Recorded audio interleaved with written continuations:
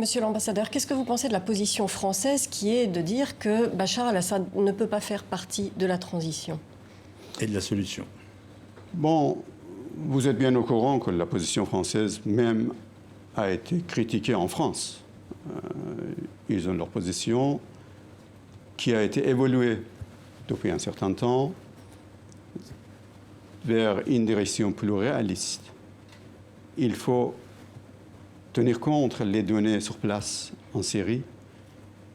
Le départ de Bachar al-Assad n'est pas du tout dans le cas actuel pour garder bien la souveraineté de ce pays. Donc vous êtes pour le maintien de Bachar el-Assad au pouvoir. Il est un interlocuteur.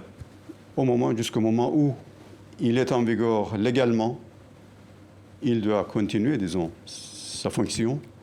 Mais après, c'est le peuple syrien qui doit décider. Ce n'est pas ni à nous, ni à la France, ni aux États-Unis de décider pour le peuple syrien à quel moment le président doit partir. Mais, monsieur l'ambassadeur, est-ce que vous pensez qu'un dirigeant qui bombarde sa propre population civile avec des barils et des armes chimiques est toujours légitime pour diriger son peuple? Saddam Hussein avait fait la même chose en Irak et vous n'avez jamais soutenu Saddam Hussein.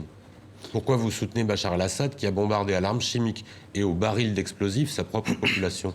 Regardez le cas de Saddam Hussein qui nous a imposé 8 années de guerre, qui a attaqué par les bombes, les armes chimiques.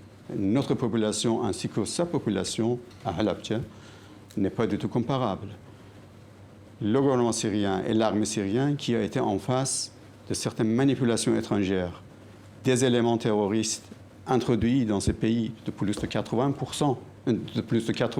pays dans ce pays qui n'avaient pas du tout la nationalité syrienne pour déstabiliser ce pays.